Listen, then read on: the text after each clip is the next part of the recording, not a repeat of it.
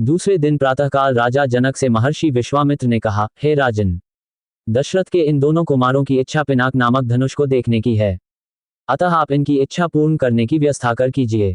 राजा जनक के कुछ कहने से पूर्व ही राम ने कहा, हे नरश्रेष्ठ, पहले आप हमें पिनाक का वृतांत सुनाइए।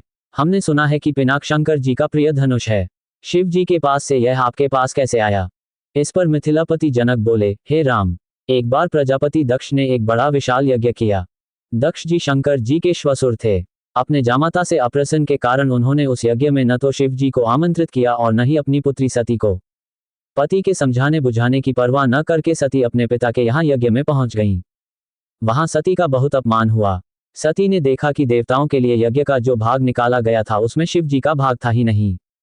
इससे क्रुद्ध होकर सती ने यज्ञकुंड में कूदकर अपने प्राण त्याग दिए।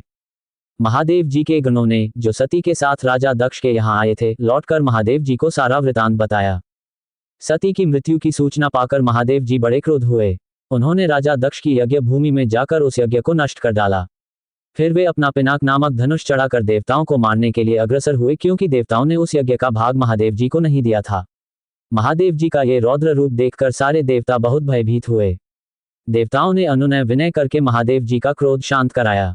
क्रोध शांत होने पर महादेव जी ने पिनाक को देवताओं को दे दिया और कैलाश पर्वत पर लौट गए।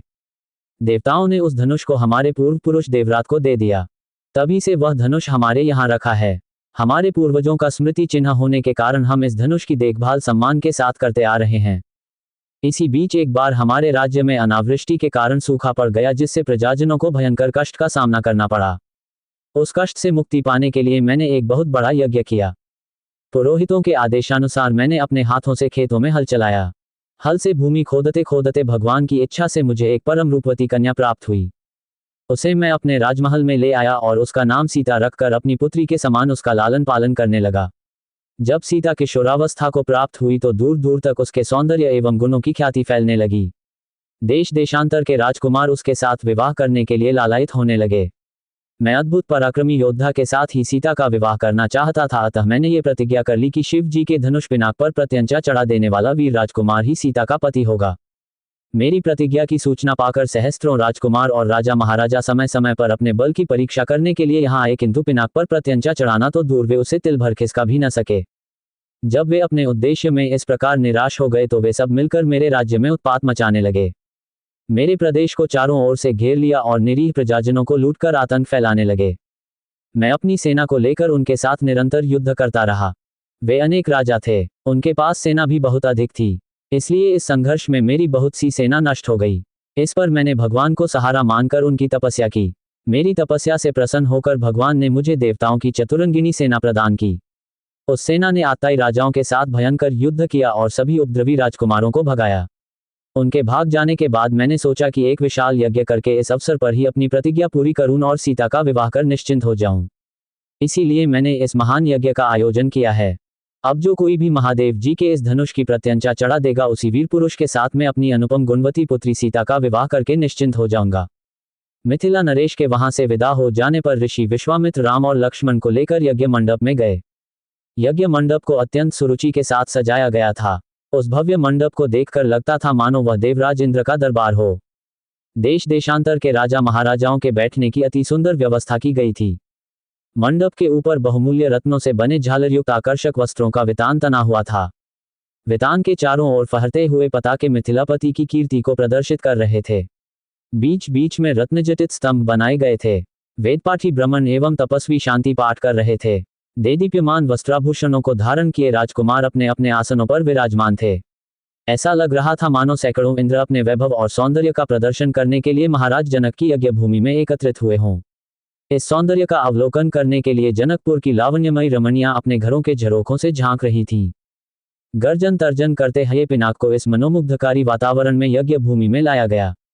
सभी की उत्सुक दृष्टि उसी ओर घूम गई। सहस्त्रों व्यक्ति उस धनुष को एक विशाल गाड़ी में धीरे धीरे खींच रहे थे। उस विशालकाय वज्र के समान धनुष को देखकर बड़े बड़े बलवानों का धैर्य छूटने लगा और पसीना आने लगा। पिनाक को यथास्थान पर स्थापित कर दिया गया। राजा जनक के ज्येष्ठ पुत्र सीता एवं उनकी सहेलियों को साथ लेकर धनुष के पास आए और बोले, हे संपूर्ण संसार के राजाओं और राजकुमारों, महाराज जनक ने प्रतिज्ञा की है कि जो कोई भी महादेव जी के इस पिनाक नामक धनुष की प्रत्यंचा को चढ़ाएगा उसके साथ मिथिलापति महाराज जनक अपनी राजकुमारी सीता का विवाह कर देंगे। राजा जनक की इस प्रतिज्ञा को सुनकर राजा और राजकुमार बारी बारी से उस धनुष पर प्रत्यंचा चढ़ाने के लिए आए, किंतु भरपूर प्रयास करके भी उस पर प्रत्यंचा चढ़ाना तो दूर उसे हिला भी न सके। अंत में वे लज्जित हो सिर झुकाकर तथा श्रीहीन होकर इस प्रकार अपने अपने आसनों पर लौट गए जैसे कि नागराज अपनी मणि गंवाकर लौट आते हैं। इस प्रकार एक एक करके सब राजाओं और राजकुमारों को विफल मनोरथ होकर लौटता देख महाराज जनक को बहुत दुख हुआ। उन्होंने बड़ी निराशा के साथ मनभेदी स्वर में कहा, संपूर्ण संसार के विख्यात शक्तिशाली योद्धा यहाँ विद्यमान हैं, किंतु बड़े दुख की बात है कि उनमें से कोई भी पिनाक पर प्रत्यंचा नहीं चढ़ा सका। उनकी इस असफलता को देखकर ऐसा प्रतीत होता है कि पृथ्वी शूरवीर क्षत्रियों से खाली हो गई है। यदि मुझे पहले से ज्ञात होता कि अब इस संसार में वास्तव में कोई क्षत्रिय योद्धा नहीं रहा है तो मैं न तो धनुष यज्ञ का अनुष्ठान करता और न ऐसी प्रतिज्ञा करता। लगता है कि मेरी पुत्री सीता आयु पर्यंत कुंवारी रहेगी। परमात्मा ने उसके भाग्य में विवाह लिखा ही नहीं है। महाराज जनक की यह बात सुनकर उन सभी राजाओं और राजकुमारों ने, जो अपनी असफलता से पहले ही लज्जित हो रहे थे, क्षुब्ध मन से दृष्टि नीचे झुका लिया। राजा जनक के द्वारा की गई इस भर्त्सना का उनके पास कोई उत्तर न था। परंतु अयोध्या के छोटे राजकुमार लक्ष्मण को मिथिलापति द्वारा समस्त क्षत्रियों पर लगाया गया लांछन सहन नहीं हुआ। कुपित होकर उन्होंने अपनी भरिकुटी चढ़ा ली और तीखे शब्दों में बोले, हे मिथिला के स्वामी राजा जनक, आपके ये शब्द सर्वथा अनुचित और सूर्यकुल तथा रघुवंश का अपमान करने वाले हैं। आश्चर्य है कि आपने ऐसे अपमानजनक शब्द कहने का साहस कैसे किया। जहां प्रतापी सूर्यकुल का साधारण व्यक्ति विद्यमान हो वहां भी कोई इस प्रकार तिरस्कार भरे शब्द कहने से पूर्व अनेक बार उस पर विचार करता है, फिर यहाँ तो सूर्यकुल के मणि श्री रामचंद्र साक्षात विराजमान हैं।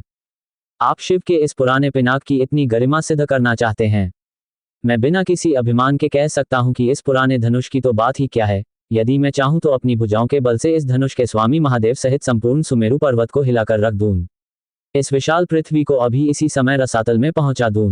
ऐसा कहते हुए लक्ष्मण के नेत्र क्रोध से लाल हो गए, उनकी भुजाएं फड़कने लगीं और उनका संपूर्ण शरीर क्रोध की ज्वाला के कारण थरथर कांपने लगा। लक्ष्मण को अत्यंत क्रोध एवं आवेश में देखकर राम ने संकेत से उन्हें अपने स्थान पर बैठ जाने का निर्देश दिया और गुरु विश्वामित्र की ओर देखने लगे, मानो पूछ रहे हों कि वर्तमान परिस्थिति में मुझे क्या करना चाहिए।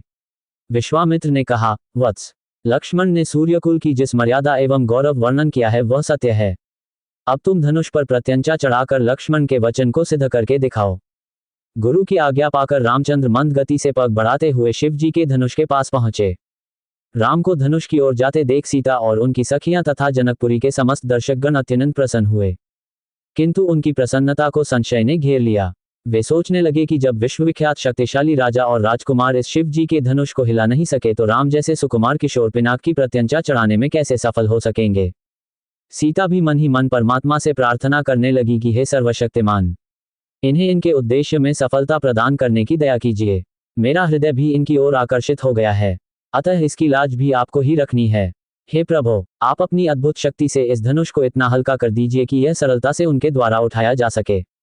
धनुष के पास पहुंचकर राम ने धनुष को बीच से पकड़कर सरलता के साथ उठा लिया और खेल ही खेल में उस पर प्रत्यंचा चढ़ा दी। प्रत्यंचा चढ़ाकर ज्यों ही उन्होंने धनुष की डोर पकड़कर कान तक खींची त्यों ही वह धनुष भयंकर शोर मचाता हुआ तड़तड़ाकर टूट गया।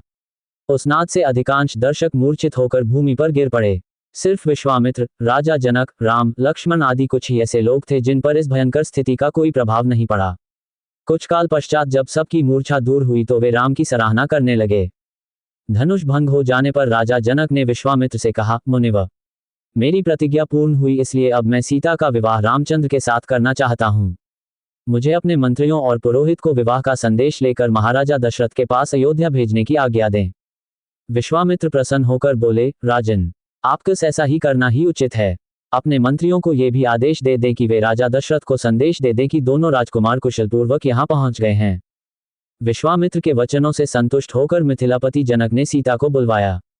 वे अपनी सखियों के साथ हाथ में वरमाला लिए मंथर गति से लजाती हुई वहां आई जहां धनुष को तोड़ने के पश्चात श्री रामचंद्र खड़े थे।